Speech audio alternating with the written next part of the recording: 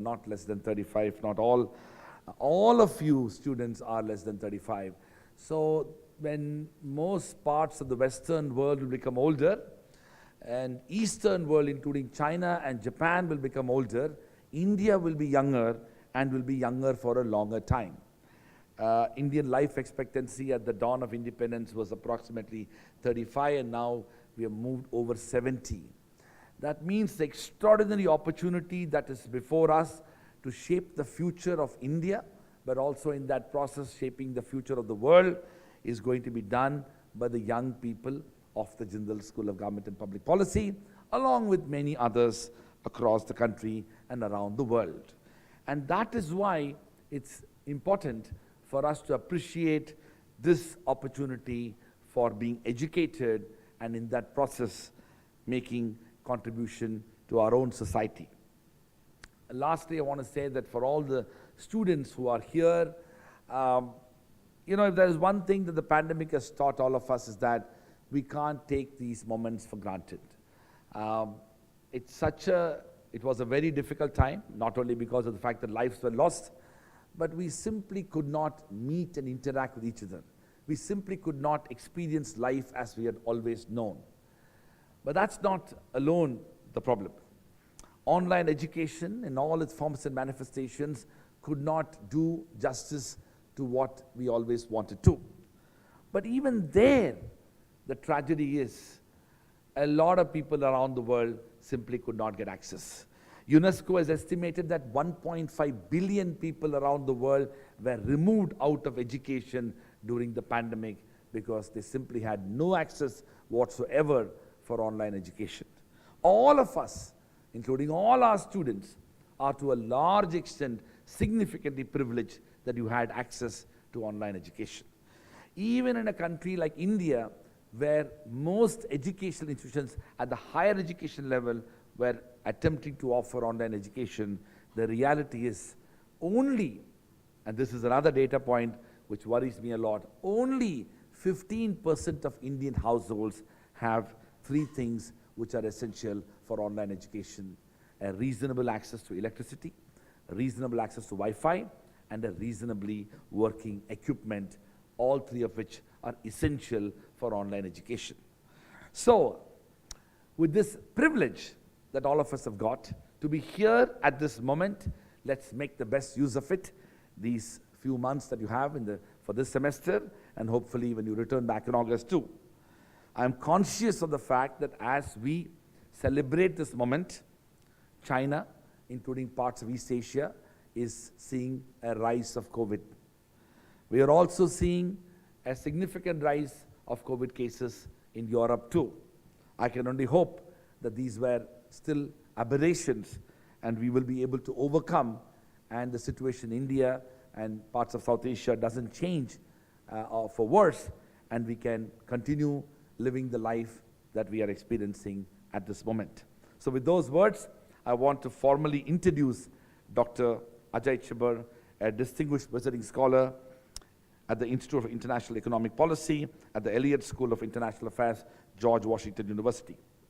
Dr. Chiber is a distinguished visiting scholar at the Institute for International Economic Policy at George Washington University and non-resident senior fellow at the Atlantic Council. He was the first Director General of the Independent Evaluation Office in India at the level of the Minister of State, and a distinguished visiting professor at the prestigious National Institute of Public Finance and Policy. He served as Assistant Secretary General at the United Nations and Assistant Administrator at the United Nations Development Program, where he was responsible for work on Asia and the Pacific. At the World Bank, he served in senior positions as Country Director in Turkey and Vietnam and Director of the 1997 World Development Report on the Role of the State. He has a PhD from Stanford University, an MA from the Delhi School of Economics, and won the David Rajaram Prize for Best All-Rounder at the St. Stephen's College, University of Delhi, where he received B Honours in Economics. He has also done advanced management courses at Harvard University and at INSEAD, France. His latest book, co-authored with Salman Soz, is entitled Unshackling India: Hard Truths and Clear Choices for Economic Revival, which has been just published by HarperCollins. With those words, let me have the privilege of inviting Dr. Ajay Chiber to deliver the distinguished public lecture on the theme, Making India a Prosperous and Happy Nation at 100. Thank you.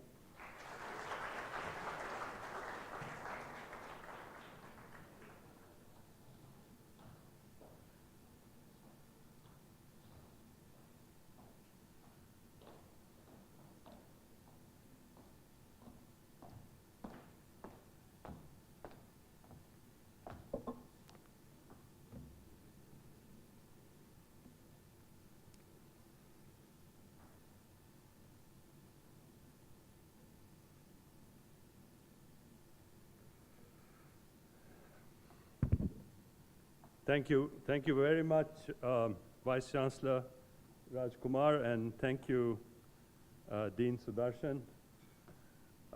It's so kind of you to invite me. As you've already said, I am a son of the soil here, and the Vice Chancellor just gave me a beautiful book which shows the links to this area, to the Harappan civilization, which I didn't know about, even having grown up here. So I'm really honored to be here in this great university that you are establishing in Haryana. Whenever I land in India, you get this tingling in your skin that I've arrived home. And today, just as I was crossing the border from Delhi to Haryana, I asked the driver, tell me when we're crossing the border. And as soon as we crossed the border, I got that extra tingle also, which comes from being from Haryana as well. So thank you so much. And I must say that such a great institution is being built on this historical land with so much history behind it under your leadership, Vice Chancellor Dr. Raj Kumar. So I salute you. The venerable industrialist Jamshedji Tata, the old man, not the one who's running Tatas now, said, I don't want India to be an economic superpower. I want India to be a happy country. Unusual for a big industrialist to say that. But it cannot be happy unless it achieves a certain level of sustainable prosperity. And it cannot prosper unless its development is more inclusive and removes disparities in income, gender, caste, religion, and is sustainable. Both go together, happiness and prosperity. If India reaches an average yearly per capita income level of, say, 12,500, which is by 2047, considered to be the cutoff to move from middle income status, which is where India now is, to a high income status country, roughly where Mauritius and Romania are today, with a projected population of 1.6 billion, India will be a $20 trillion economy, an economic superpower. Even if it achieves a level of income of $10,000, roughly where Mexico or Argentina are today, India will be a $16 trillion economy, the third largest in the world. But by no means will it be a happy country if it has their level of income inequality and most likely, just like them, will be stuck in what we call a middle income trap. The point is, given its size, India is likely to be the world's third largest economy by any means by 2047.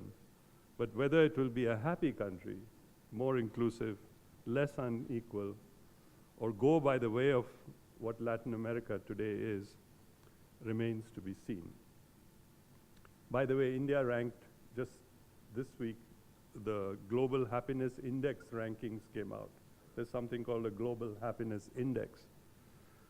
And India ranked 132nd on that index. So we're certainly not a happy country by that index. It's not a great index, but whatever, that's the index we have. So India needs to be reshaped to become not just a more prosperous, but also a happier nation, a nation that takes its rightful place in the world, but is also a beacon to others in becoming a more inclusive, democratic, sustainable society which provides a better life for its girls and marginalized communities. A genuinely secular and caring society with a state that belongs to the people and not an overbearing state that stifles innovation, ingenuity, and initiative. An economy, or for that matter, the broader society, is a mix of moving parts. When they grind together at the right gear, the economy can move ahead. And if all are on board, society can prosper in an inclusive manner. If not, social strife sets in and does further damage to the economy. Think of an economy like a bus. If the bus's gearbox is impaired, the best that is achievable is maybe second gear. To get it to move faster at fourth or fifth gear, the gearbox has to be fixed. If the bus is overloaded, then too it cannot move fast. If different parts don't work, the exhaust system or the steering wheel, then the bus moves in fits and starts or veers off in the wrong direction. And if the lights are not working, the bus can only be used during daylight. If any of the parts malfunction, the bus becomes not travel-worthy. It's the same for the economy. If some parts are not working, the country slows down.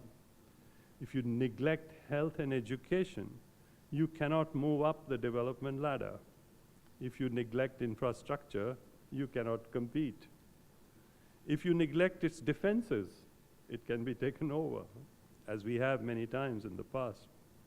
If you neglect its finances, it will be unable to deliver the credit without which no modern economy can thrive.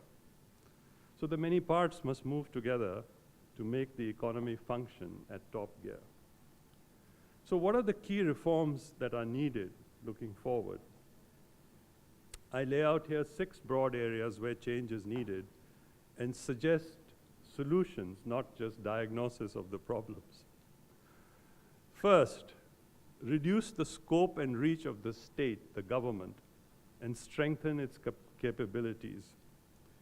India needs a new social contract between the state and citizens. The Modi government has a slogan, maximum governance, minimum government, which has not yet been seriously addressed. India needs to be unshackled from an overbearing state trying to do too much and doing much of it, in my opinion, badly. India must focus much more on basic education, primary health care, as well as on irrigation, drinking water, and sanitation, and national defense. These are vital state functions which do not have at the moment adequate resources devoted to them. You would be surprised to know that if we removed the pension part of defense spending, we have the lowest defense spending as a share of GDP in the last 50 years of our history.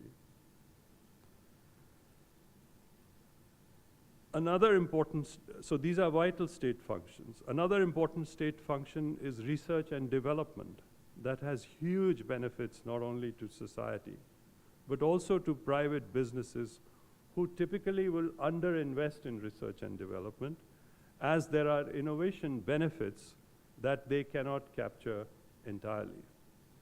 There are also huge benefits to collective action on climate finance, since the market will not deliver these as well. In most other areas, the state's role should be regulator, not provider. Roads, railway lines, electricity transmission can also be, for now, considered state functions, but could be corporatized with state companies rather than departments run on commercial principles. Power distribution, generation, airports, ports, air travel, telecom, tertiary education, tertiary healthcare could all be areas where the state sells its public sector companies and becomes a regulator. In that sense, the sale of Air India back to the Tatas was a very important signal. But how privatization is done will also matter.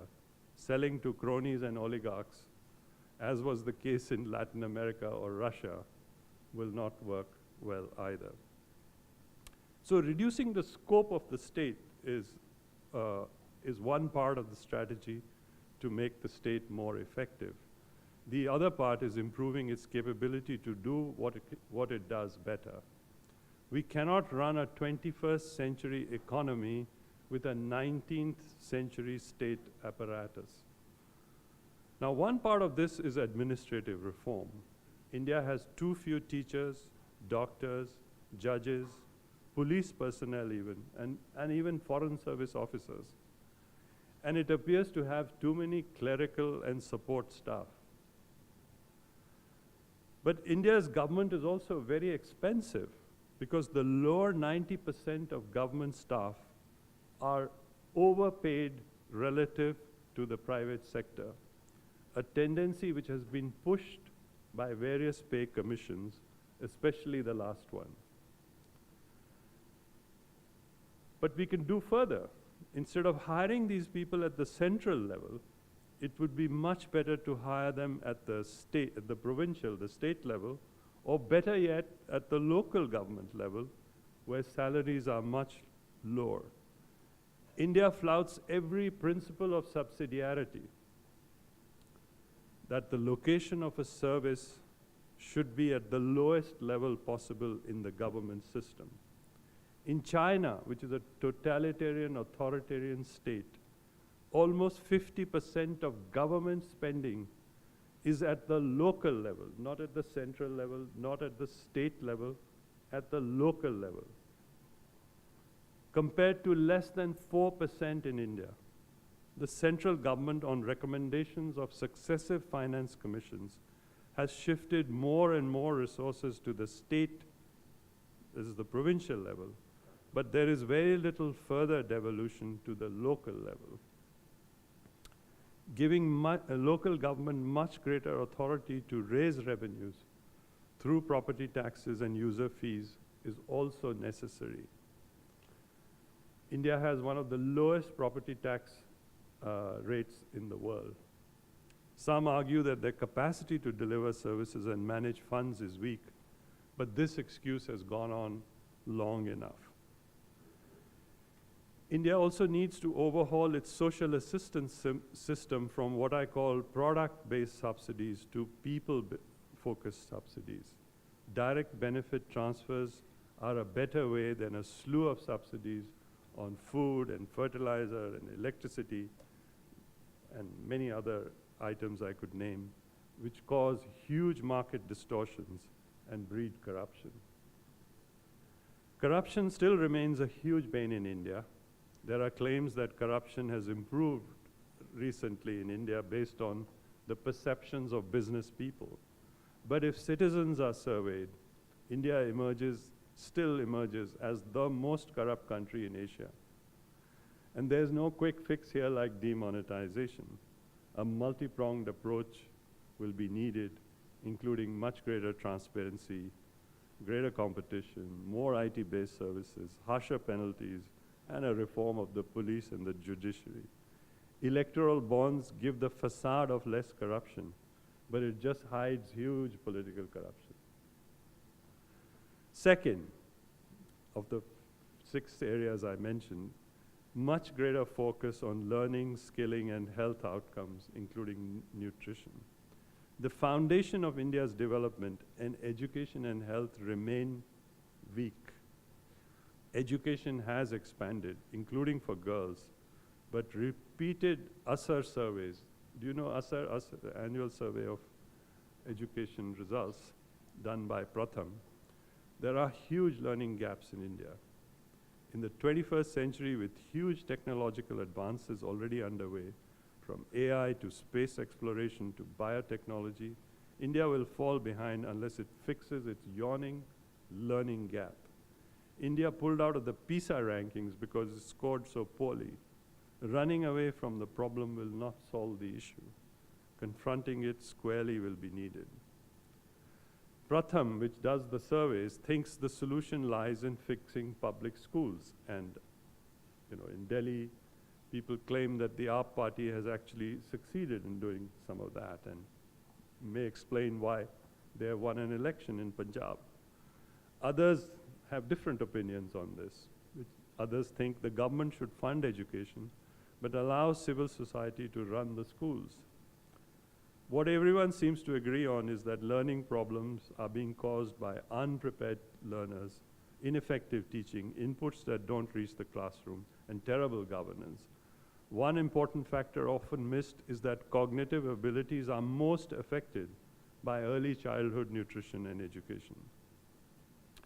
The governance issues in education mirror what we see more broadly in the public sector: too much centralized spending, with the central government providing top-down funding, and a set model often unsuited to local conditions.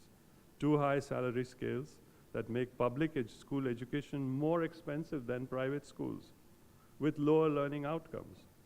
The new National Education Policy of 2020 tries to address some of these by focusing on early childhood education, learning outcomes, and more fundings, but it does not adequately address the top-down structure and the resultant governance problems, and may end up remaining a vision.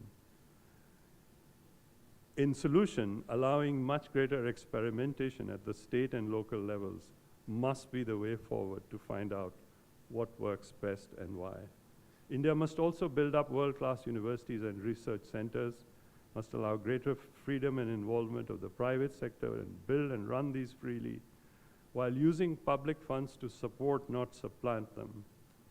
In line with the NEP's push for higher GERs, gross enrollment ratios in the tertiary educations, India must also learn from others. China, for example, has done very impressive improvements in its tertiary education. India has seen improvements in child and maternal mortality, but the latest health surveys show that stunting is increasing. Stunting is increasing, let me repeat that, despite all the improvements in overall income and food production. This is a shocking trend and suggests that health outcomes are dependent on not just what we do on health, but on a host of factors that determine health outcomes. Health outcomes are not just determined by what happens in the health sector. Poor maternal nutrition is a key factor causing low birth weight, which then leads to stunting. Maternal nutrition is in turn dependent on mothers' education, gender disparities in food intake, and more broadly, income inequalities. Then water quality, sanitation, air quality matters as well. So India, of course, now is using DBT schemes to ensure children are fed better, and using the Anganwadis to supplement diet in the first years. This may have good payoffs if it is done well. India also greatly underspends on health, and despite the pandemic, continues to underspend on health. Spending overall is only 3.5% of GDP, of which public spending is only 1.3% of GDP. Out-of-pocket payments spending, out-of-pocket expenses remain very high at 63% of the total spend on health. The government hopes to increase public spending to 2.5% of GDP, but I think it should go even higher to at least 3%, and with a 6% overall spend. As with all other sectors, a top-down approach plagues the health sector. I won't go into more detail here. Let me skip some of this, but I can talk more in the Q&A if you want. The third big area that strikes you when you study India compared to any other country in the world is how the treatment of women. So third, I'd say end women's exploitation, economic, legal, political, and gender violence. While women have made progress on health and education indicators, the economic contribution to India's development remains hugely unfulfilled. The declining sex ratio of 9:18 in the 2021 census. Female infanticide has been on the rise in India, especially in the so-called heartland states of Haryana, Punjab, Uttar Pradesh, Bihar, Madhya Pradesh, Rajasthan, and Gujarat. It shows that the value parents attach to girls has been declining. Now, since 2015, the government has launched the Beti Bachao, Beti Padhao program, but only the next census will really tell us if it has made any great impact.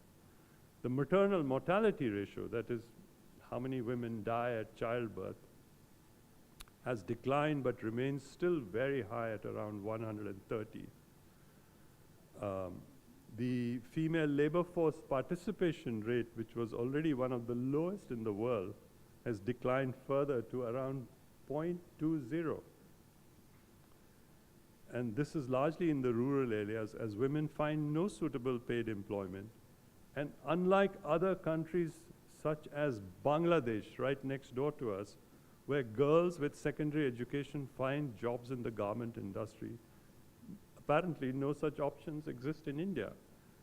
And Bangladesh's female labor force participation ratio has been rising at a very high rate. According to Bina Agarwal's work, women's ownership of assets also remains very low, averaging 14% of landowners and 11% of the land. And despite the Succession Act, which gives girls equal rights to family assets, widows are more likely to inherit land than daughters, because then the land stays within the family. Gender violence is also a major issue in India beyond infanticide. There have been improvement in some laws, but it's still a very dismal situation. Political power for women is also very unequal, and the law providing 1/4 reservations to seats in parliament for women has languished for over a decade. I remember coming here when I was in UNDP with the then administrator, the former Prime Minister of New Zealand, Helen Clark, waiting to see Prime Minister Manmohan Singh because the debate was still going on in Parliament, and that law never passed. And this was, I think, in 2010, sometime like that. Anyway, the fourth area I want to emphasize is to re-engineer the economy for more inclusive growth and create more jobs. While the world has changed, India's farm policy is stuck in a 50-year mindset. India's response to food shortages in the 60s was to establish a mix of policies that led to the Green Revolution. But that system has outlived its usefulness, and there is no alternative mechanism offered to the farmers, leading to what you all saw, huge farm protests. I'm sure Sonipat was probably at the center of all that turbulence during the protest. So what India needs, I'm going to skip a little bit of this in interest of time, but what India needs, in my view, is a second green revolution, but one which allows farmers much greater choice in what they are producing. At the moment, with the MSP system, with free electricity, with the way the whole setup is there on fertilizer subsidies, etc., they are being forced to grow more and more of wheat, especially in this area, wheat, rice, and sugarcane. And our stocks of wheat and rice are 4 times what we need at this point. Now, the solutions to India's agriculture problems lie only partly in the farm sector. It also depends on what happens in manufacturing and services. Unlike in East Asia, India did well in the service sector, but failed to create the low-skilled manufacturing that pulled millions out of poverty in China, South Korea, Malaysia, Thailand, Vietnam, and now increasingly in Bangladesh. As a result, in India, the share of agricultural output has declined to below 15%, but still over 42% of the workforce is still dependent on agriculture. The average farm size is now about 1 hectare, and 86% of farms are under 2 hectares. So we need a second green revolution, which I can talk a lot more about, but I think I'll skip on it unless you want me to get into in the Q's and A's. India's structural transformation has missed the bus on industrialization. India has in fact been what Danny Roderick calls prematurely de-industrializing. And the share of industry has stagnated, and in recent years has even declined. An inverted duty structure where tariffs on intermediate products in some cases remain higher than on final products made India's industry even less competitive. And free trade agreements were pursued aggressively, with India agreeing to concessions in industry with ASEAN in the hope that in the second stage the FTA would be expanded to services, which never materialized. In 2015, the Modi government announced a new Make in India, you've all heard of Make in India, initiative to try and reverse deindustrialization. But it remained just an announcement, and between 2009 and 2019, over a 10-year period, industry share in GDP fell from over 31% to around 25% today.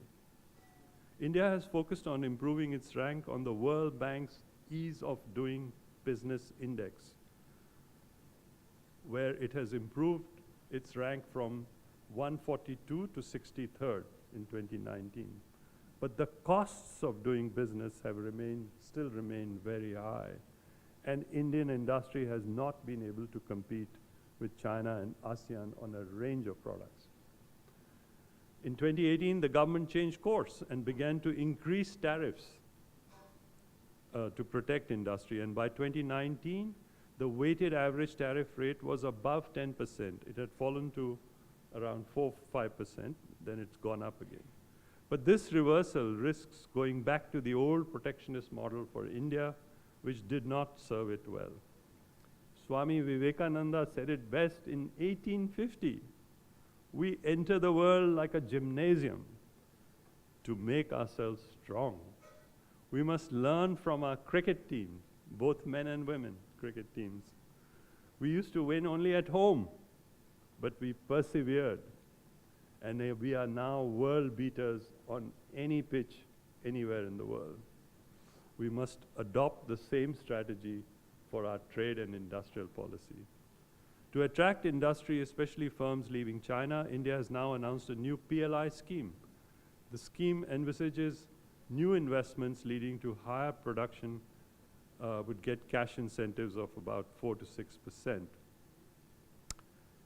Picking winners with expensive subsidies alone may not work unless the reasons behind India's lack of competitiveness are also addressed while we give these firms a 5-year period of incentives to be able to improve themselves.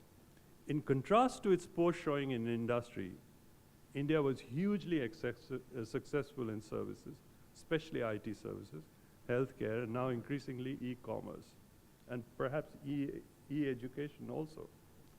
This was because, unlike in industry, the costs of doing business, which came from poor infrastructure and weak education and health systems, were not so debilitating. In fact, India had sufficient well-trained English-speaking IT engineers to give it a competitive advantage in grabbing the outsourcing of chunks of business out of developed high-wage countries to low-wage India. India became the back office for many services. Nevertheless, India remains a back office and has not yet been able to become a formidable leader in IT because it spends very little on R&D. On the other hand, while services have provided jobs to thousands of IT engineers and have spawned a supporting ecosystem, they are not able, I emphasize, they are not able to provide mass employment to lower-skilled workers with secondary education, which lifted millions out of poverty in East Asia. Tourism, and now that we know that we are linked to the Harappan civilization, and push it more, remains another low-hanging fruit that India has not yet exploited to employ its underemployed, despite its vast coastline, huge historical and religious heritage, and varied geography. India gets fewer foreign tourists than the islands of Hawaii or Macau. Think about it. India needs a concerted effort post-COVID-19 to rectify this gap, as tourism and related mobility services generate huge employment for relatively low-skilled workers. India's exports grew rapidly after the first wave of liberalization, and India's trade GDP ratio grew hugely. but India remains a very small player in international trade, with exports forming only 2% of global exports. Some feel India has missed the bus on export-led growth, but I don't believe that. India's shares in many major markets are so low that even if global trade slows down due to the pandemic and due to this Russian-Ukrainian war, India could capture a much larger market share if it made a concerted effort. And I can talk more about that concerted effort maybe in the Q&A. Fifth, pursue next-generation reforms for realizing the demographic dividend that Vice-Chancellor Rajkumar talked about, the young population. India has over 40 different laws which apply to various sizes of firms. Even the former Prime Minister Atal Bihari Vajpayee once said, India's labor laws are actually anti-worker. What that has done is to push firms to hire more daily wage workers called casual labor.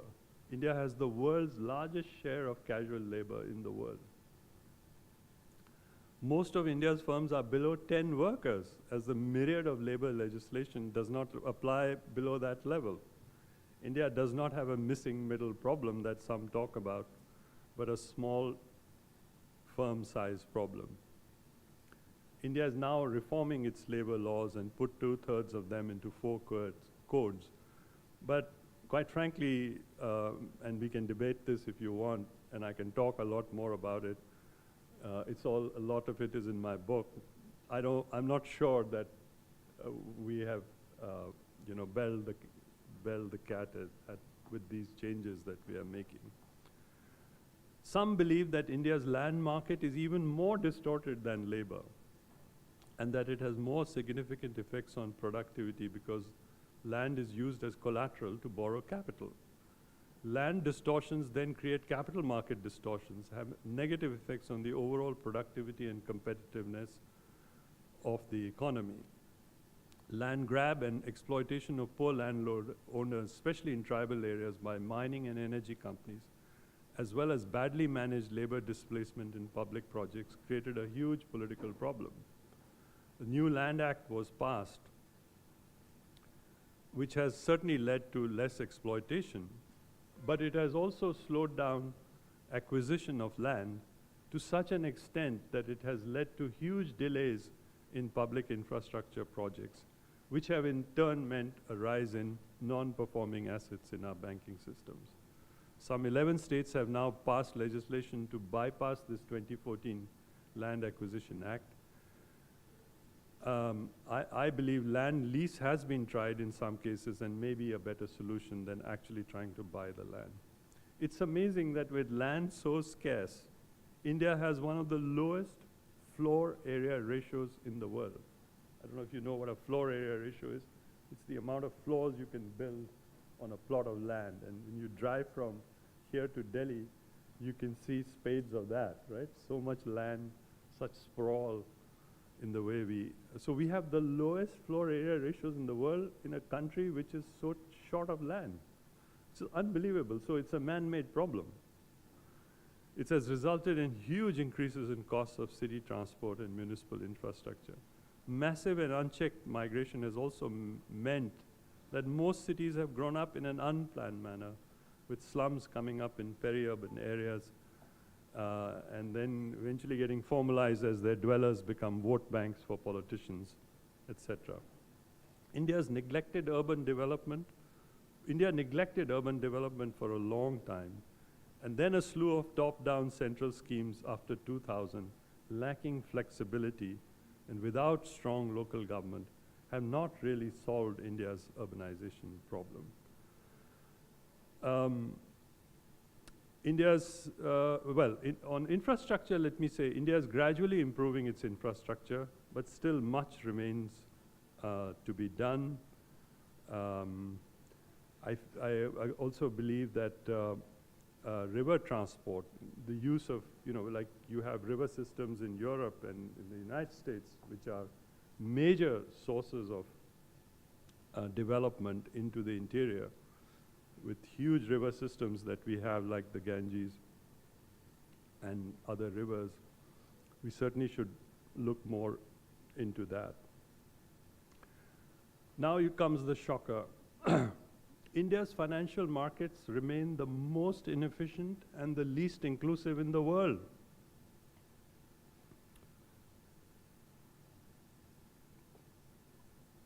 Without a reform, it's like trying to run a marathon with a weak heart with clogged arteries. The surest way to a cardiac arrest, a financial crisis. And I believe what got us here is like an Agatha Christie whodunit. How many of you have read Murder on the Orient Express or seen the movie? You know, where everyone gets the knife in. So here we have Murder on the Orient Express on the Indian financial system with bankers, politicians, crony capitalists, regulators, all equally to blame. The credit to GDP ratio, which is a measure of, you know, how much results the system is giving us. The credit to GDP ratio for India is now around 50%. And it must be at least double of that. Most of our competitor countries in East Asia, the credit to GDP ratio is above 100% of GDP. So the system is not even giving credit, enough credit. The intermediation cost, that's when you open a bank account, you get a return for, you know, some interest you get on your account. The bank then lends money to others, and that difference is called the intermediation cost. That intermediation cost for India is the highest in the world. It's 500 to 600 basis points, 5 to 6%. That's the level that they have in places like Venezuela and Russia. In China, that ratio is 300%. Even in Bangladesh, it's 400%. In India, it's 600%. So major reform of the financial system is needed. I do believe partial privatization of the banking system is badly needed. Removing directed lending requirements from these banks and focusing them much more on. And then for the smaller MSMEs, you know, different mechanisms, which I'm happy to talk about more, should be given. Now for the regulator, we think of the Reserve Bank of India as a great institution, which it probably is. But it's functioning not so well, partly not because of its own fault, but partly because of the structure in the way it's organized. It doesn't have full supervisory powers over the public sector banks. It should be given those. Its officials actually sit on the board of these banks. So how can you be a regulator when you're sitting on the board of the bank, right? So there's the Reserve Bank of India should not be the debt manager. It's also the debt manager of the government. But this conflicts in many ways, because the debt manager means you want to get the lowest interest cost for the government, whereas, and then you start interfering in the way the financial system is working in order to make that happen. Anyway, I can go on in detail, but you have it all in my book, so you can go and look at it there. But you get the point. The last, sixth, we must prepare to leave behind a better country for our children, for you all, for the young generation like you, and your children, hopefully.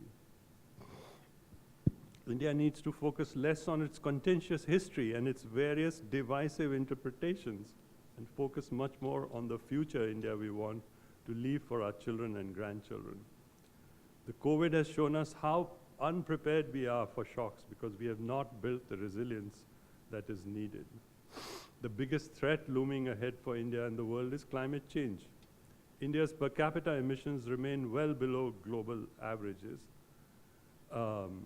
but it could do a lot better. India could do a lot better. It could do much more if it improved its own energy efficiency of its GDP. India emits 0.3 kilograms of carbon dioxide for every dollar of GDP.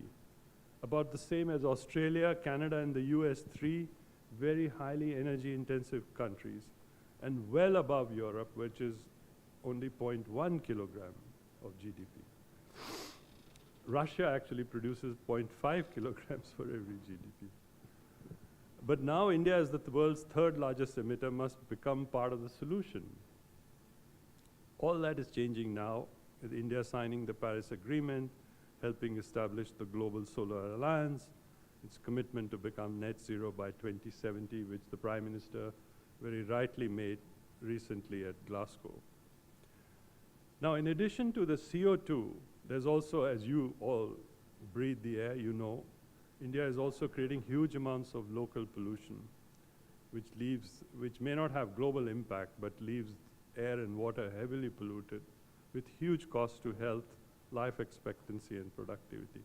India must not go China's way, a model described as pollute now and clean up later. Instead, jobs, infrastructure, and climate action must be viewed as a synergistic path for India. Green growth with jobs.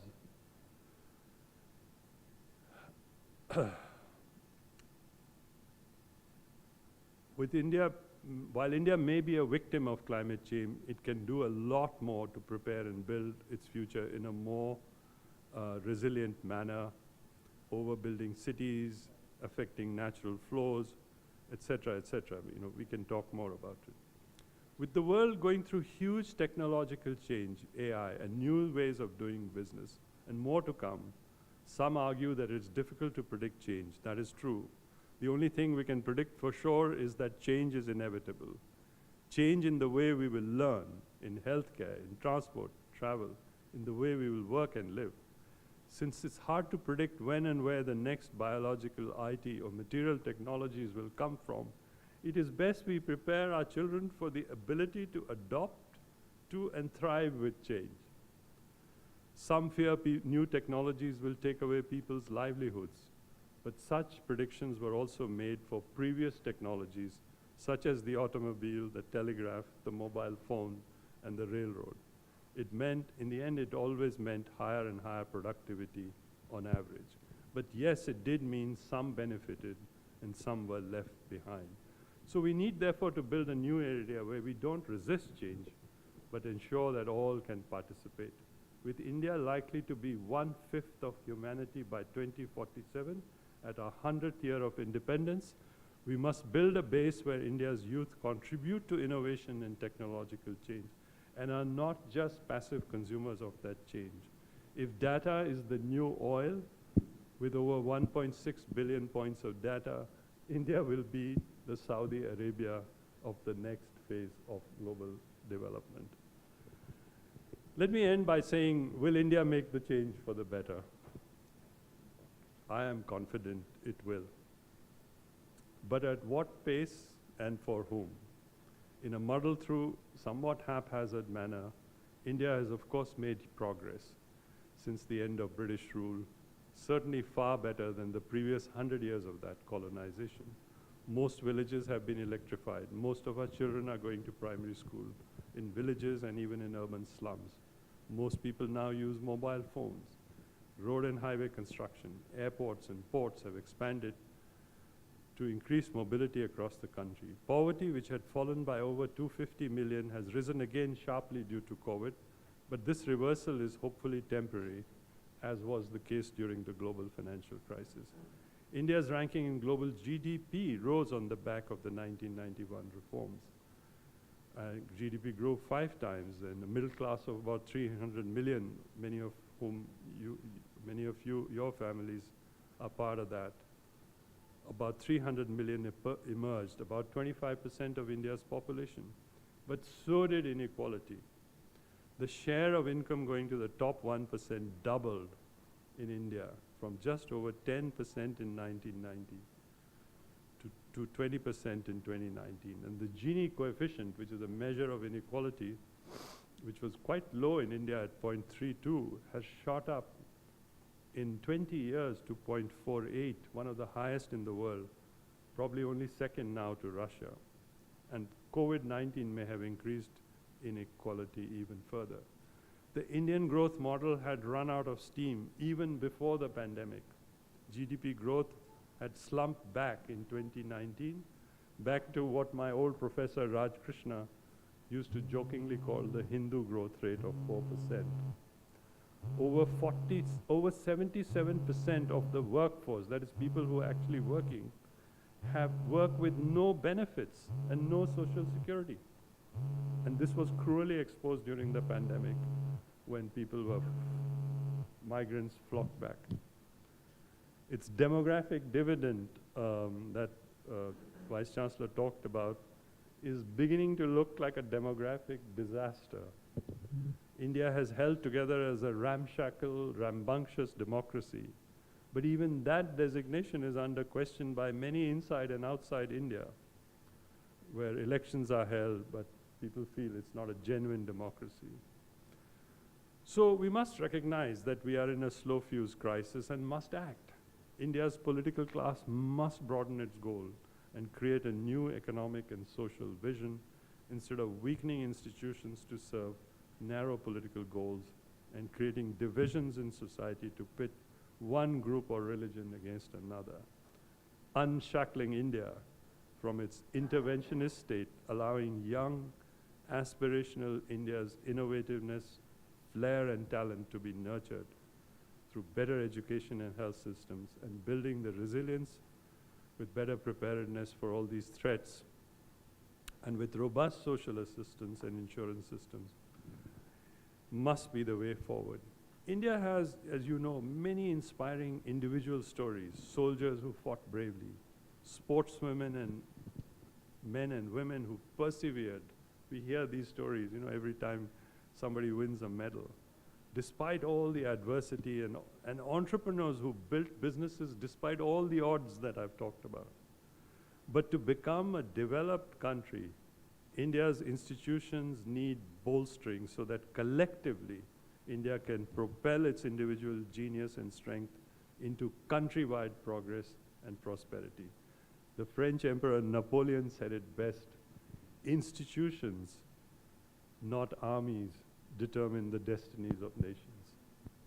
So I think the pandemic must wake up this country to make a resolute change for a metamorphosis. As the famous scientist Albert Einstein said, every crisis presents an opportunity. And what the trajectory India's economy will take post-pandemic will depend on our actions now.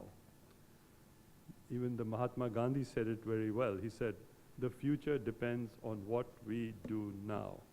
So bending the arc of India's trajectory over the next 25 years, when India will celebrate 100 years of independence, will surely make India an economic power of the 21st century, but also a much happier country that all Indians deserve. Thank you.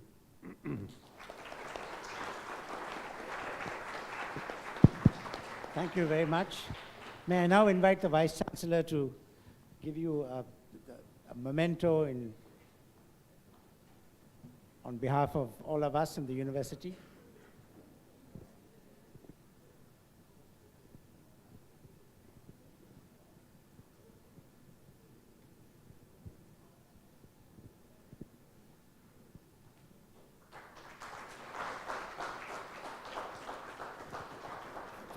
For the information of some of you, this convention of presenting the scarf is Rajkumar's unique idea. It's a combination of Oxford, which has scarves, but also Tamil Nadu, where you honor a guest by draping the garment.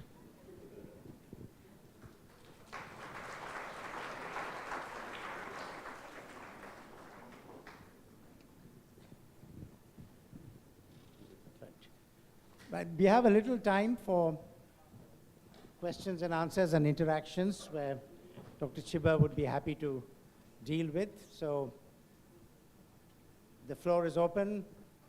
Questions, please.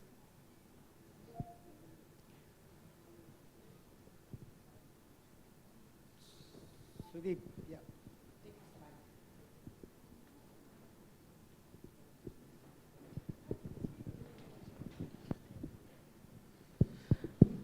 Thanks a lot for this very enriching kind of talk, and there are so many points that we will have to reflect a lot. But overall, as far as I see, that the overall point was that it is the picture of complexity, basically. So it is not simply different moving parts, but also interactions between them. And the emergence which is coming out of that, which is also novel because it is maybe theoretically impossible to predict at times.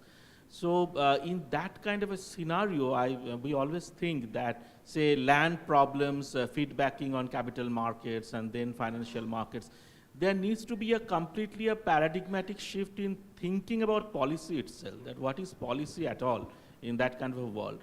So do you really see that that kind of mindset shift is happening in India? That is the question. Thank you. So, should I answer that? Thank you so much, Professor. You got the point so well that I'm really admiring you for that. In fact, that's what we tried to do in our book. We tried to say that, these one-off reforms, the kind that you suddenly say will change the IBC code, which is not bad, nothing wrong with it. But you need a more systemic understanding of how these moving parts come together to produce certain outcomes. And then what do you need to do in order to, and what steps and in what sequence might you need to do in order to address some of them. Like the one you picked up on our lack of competitiveness comes not just from our labor law, but it also comes from how we are addressing problems in the land market and in the capital markets. And then the fact, I didn't go into a lot of detail here because the fact that we still have a statutory liquidity ratio and that our Reserve Bank is now the debt manager of the government has actually killed the bond market in India, because it's not possible to really have a bond market with that kind of intervention going on by the RBI in the markets to keep interest rates low for the government, right? So there are a lot of things that people need to sort of understand that way. And then what has happened now is that we have, I wasn't never a fan of the Planning Commission. In fact, I recommended its abolition. But we threw the baby out with the bathwater. We do need somewhere in the government some way to think through how these things come together. And the Niti Aayog has not been given that mandate, as far as I can see, to do that. And we do need to bring back planning in some way, especially now with climate change and with the Sustainable Development Goals. There's been a resurgence in planning. In 140 countries have now gone back to planning. And India at the same time abandoned planning altogether. Has no plan. There was supposed to be a vision, but nobody produced the vision. And all we had was this, some sort of a strategy paper at 75, and nothing beyond that. So now all the allocations are being done in the Ministry of Finance, I suppose, or in individual ministries, going to the Prime Minister's office and getting whatever they can get for whatever scheme. So you have a lot of these sort of announcements, Skill India, branding type of announcements, Make in India, Skill India, Startup India, whatever you name it, India, you can have it. But there is no overarching framework in which all this, as far as I can see, is being done. So one of the things we try to do in our book is to say, this is why you need some sort of an overarching framework. I have written a subsequent paper now called Did We Throw the Baby Out with the Bathwater, and a relook at Niti Aayog. But I think you got the point so well. Thank you. Good evening, sir. Thank you so much for this wonderful speech. It was truly enriching. Sir, since you spoke about inclusivity, my question is, do you think caste-based reservation has been and will lead India to a prosperous future, or has it presented itself as an obstacle in the past? Actually, I wish my wife were here to answer your question, because she's an expert on, she's a professor of sociology and an expert on these kinds of issues. But let me give you my simple answer.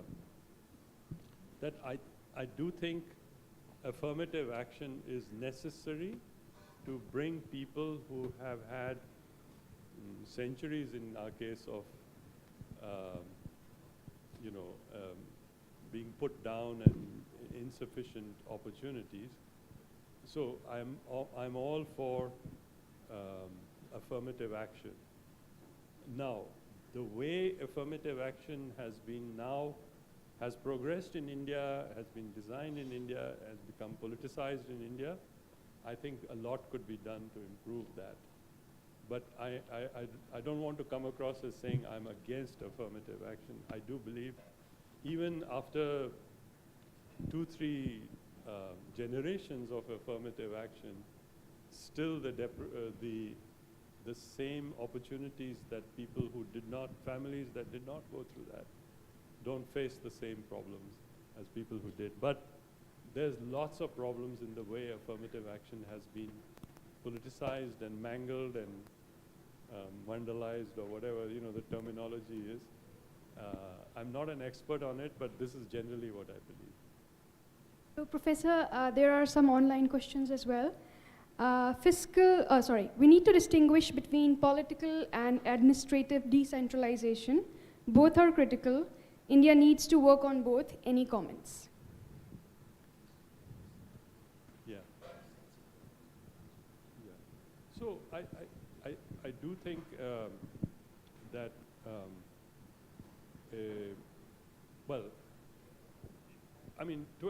say by 2047, you have a population of 1.6 billion people, right? In my book, I suggest that India should by then have at least 50 states. We have 29 now in these UTs. And that states like UP, Bihar, Maharashtra, you can go on like that. Certainly, let's say I grew up in Haryana, right, which was part of Greater Punjab. This part of Punjab and Himachal was also part of Greater Punjab, were completely languishing till Punjab was split into Haryana and then Himachal. And then Haryana took off. Haryana was a very backward area when it was part of Greater Punjab. So was Himachal, completely, except for Shimla, the town of Shimla, the rest of Himachal was in very bad shape. So, and now we see more and more of this taking place, like Uttarakhand from UP, other split-ups taking place. In general, I'm of the belief that a state of about 30 million is a manageable state. A state of 230 million is certainly not a manageable state. So shifting money from Delhi to Lucknow doesn't make any much difference. Having said that, therefore, if we can get to, so if 30 million is roughly the size, and we are going to be 1.5, 1.6 billion, then roughly we should be at least 50 states. So now whether that will ever happen, I don't know, but that's what I believe. That's what I push for. Now, but I don't think it's going to be enough, because if you look at any developed country, you look at any OECD tables, you look at China, the only way you can deliver, and in my book I have a very great analogy used by a public administration specialist called Arturo Israel, who showed that when services have less specificity, like health and education, it's very hard to determine what is causing certain outcomes, and are also innumerate, meaning there's a lot of those transactions, then those need to be devolved to to very local levels of government for them to be effectively delivered. And that's what you see in most developed countries, right? Education, health, everything is done at a very local level. There's an overarching framework. So that's where I believe that we should go. Now, your point on the political. So on the administrative side, you can think of devolution, and you can also think of giving states more, local governments more opportunities to raise property taxes. But even if property taxes, at the moment we are raising about 0.2% of GDP in property taxes. Even if we go to 1% of GDP, it's not going to be enough. And when you give more to the local level, there are more inequalities created because the richer parts of the country will have more resources, obviously. So you'll have greater inequality. And we've seen that since '91, that not only has national individual inequality increased, but interstate inequality has also increased. And inter-district inequality also has increased to some extent. So that tells me that you will have to find some way, some mechanism, more than what the finance commissions have been doing so far, to provide more resources for equalization. Now comes to your point on the political side. I am a strong believer that just administrative devolution is not going to be enough unless you have full political empowerment at the local level as well. That is, people see that their taxes or whatever, their user fees are actually going to elected officials who have political, responsibility towards their electorate. So I do believe we will have to think more on these lines going forward as well. So I think that's the Sorry for the long answer. So we don't have any more time for more questions. Okay. That lady wanted to work.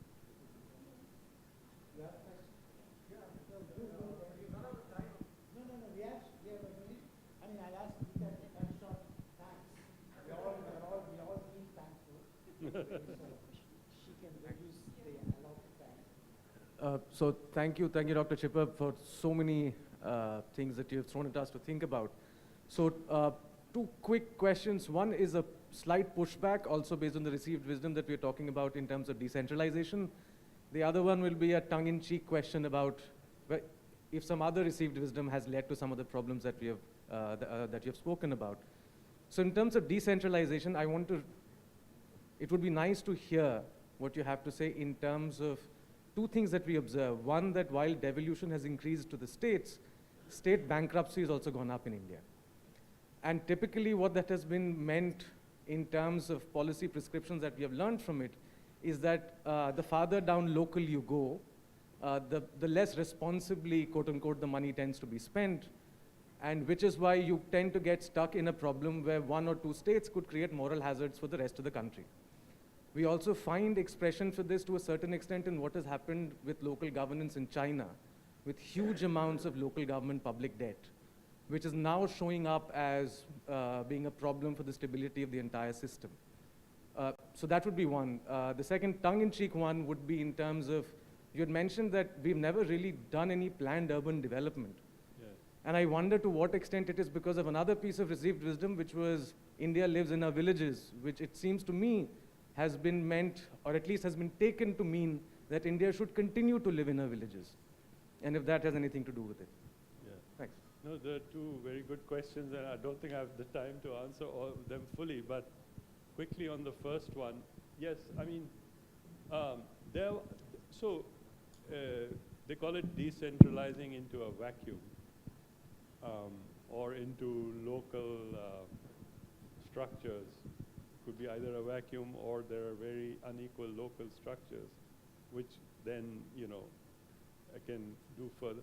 So this is very varied, this experience across India, right? I mean, I'm not an expert on Kerala, but in Kerala, it is the local sarpanch that hired the teacher, and therefore can monitor absenteeism. And now maybe, I don't want to pick on Bihar or somewhere, but if you picked another state, maybe the sarpanch will hire his daughter-in-law as the teacher and never expect her to show up in class and pay her off anyway. But we have seen again and again that when you trust people, we consider people to be stupid or illiterate or whatever, but they will vote again and again to their interests. And I think we are now, we have enough experience in India that, yes, there will be problems of, vote rigging, vote buying or whatever. But overall, I am a much stronger believer to let people have those options to then struggle and reform their systems locally, with some help maybe from outside once in a while. But that's the way we need to go. You talked also about the other thing. Question was on. No, but yeah, actually, the worse than India, I saw that in Bangladesh.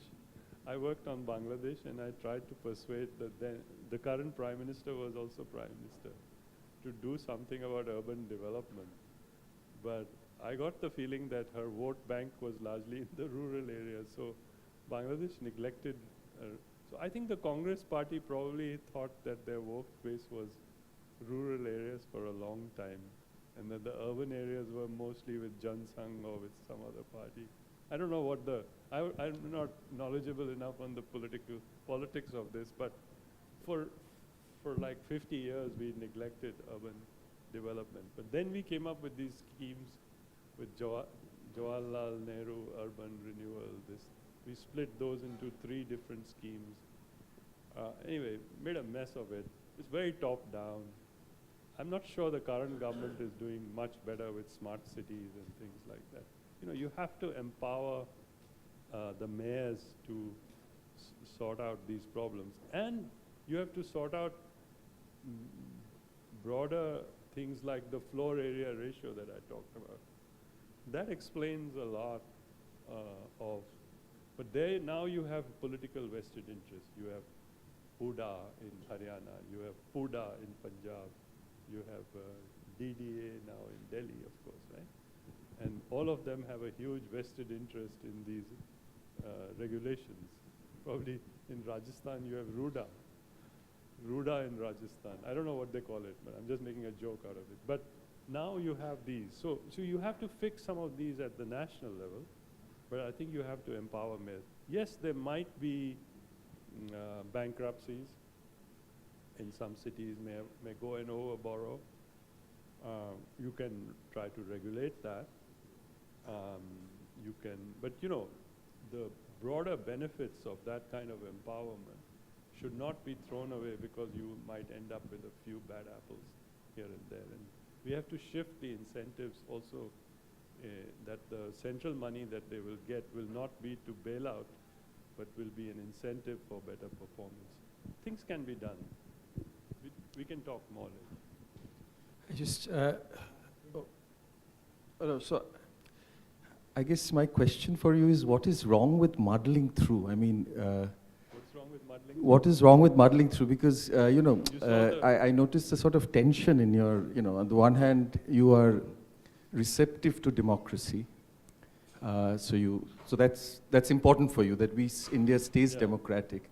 But then, you draw a lot of these examples from countries like, say, China, Vietnam, and so on. Now, all of these countries managed to do whatever they did by getting around the problem of democracy, really. I mean, I mean, No, that's not I mean, so Taiwan, Singapore, I mean, all of them grew yeah. when they basically managed to put a lid on mobilization of labor, essentially put a lid on democracy. Then once they achieved a high level of growth, they democratized. Only Taiwan and South Korea democratized. Singapore did not democratize. So authoritarianism is a very important part of the compact that produced whatever growth happened in East Asia. So I guess my point is perhaps muddling through is a cost that you pay for pursuing development within a framework of democracy, and this is how things, I mean, is there any other realistic future for India other than muddling through? No, muddle through is okay, but you know, you have to, some obvious problems that we are seeing, we have to correct, right? So, for example, our next door neighbor, Bangladesh, which was like half our per capita income, in a period of from 1970, in 50 years, has now reached our per capita income. Same democratic system, same historically colonial administration even, maybe with some variations, but they have managed, right? So and anyway, we can't change our democratic system, but when you say muddle through, well, it's nice for us to be sitting here quite comfortably, but for the millions without jobs out there, you saw during the pandemic, the millions who were on the roads doing, we can surely do better than that. That even in this democratic setup with all its problems, but I'm a firm believer that democracy is very essential for that happy society that we want to get to. China may become a prosperous nation, but unless its people have more liberty, eventually they might, that's the path that's supposed to happen. It's not going to be a happy country. Now, we already have the democracy. Why would we give that up? Now, we have to find a way to move forward on yeah, I guess we can discuss this later, but the only example that people can give nowadays, I feel like when it comes to what's an example of a democracy that is pursuing development, Bangladesh comes up. And I think this has come up very recently. This has come up because of the fact that the per capita income thing grew. But one can then always, I mean, Bangladesh has had a very different kind of history, high level of non-governmental organizations' involvement in the growth process and so on. And then, of course, this very fortuitous with the garment industry and so on. So there really is no comparable. Let me answer that. Yeah. So India, Bangladesh, and Pakistan inherited the same labor laws. Actually, the labor, that act, the Industrial Act, was passed just before independence. Right. Just before independence. So it was a British inheritance. Pakistan, Ayub Khan messed around with it, made it even worse. India did nothing with it. In fact, just kept adding on bells and whistles and wrinkles to it and made it more complicated. Bangladesh, when it got independence, threw it out. Whose workers are doing better today, Bangladesh or ours? They have now textile companies that are 6-7 times larger than ours. I'm not suggesting we have to go Bangladesh way only, but these things don't happen just by chance. These things happen because certain actions were taken. So that's all I'm saying, that we can see what action. Why should our floor area ratio be so low? And we have sprawl from here to Delhi that you can see 5-story, such expensive land, 5-story houses, rickety-looking houses all over the place. I mean, we are wasting all this land. So simple things like that, we can fix. Why should our always be, I'm sorry, I don't want to, I just want to just one point. After all of this, people walking on the road, ultimately the government that allowed that to happen has been re-elected. I'm just saying this is democracy. Simple things don't happen, but sometimes, something very strange will happen very quickly, that's all. Yeah, but I was very downcast till I saw the Punjab election. I said, well, a model where health and education and, basics like that were emphasized by a party, managed to get elected. Now let's hope they deliver. Thank you so much. On behalf of JSGP, Shivangi, who is present online, and I take this opportunity to thank Dr. Chiber for the insightful talk. I think the discussion can go on, but thank you so much. Thank you so much for being here, present in the university, in this forum, to address our students and faculty over here. Thank you, Professor Dean, our Dean, Professor Sudarshan, who was instrumental actually in bringing in here at very short notice, so we were able to organize this. Thank you to all the participants who are present here, students, faculty, and all the logistics who have been helping us with the logistics, whether it is communications or with photography, audiovisual, IT, and even those present online, and Mani and Lalit, especially over here, who has helped us organize this. Thank you so much. Thank you, everybody. And thank you to our Vice Chancellor as well, who did make time from his busy schedule and who was present over here to present the memento, as well as welcome our Professor Chiber. Thank you. Thank you, everybody.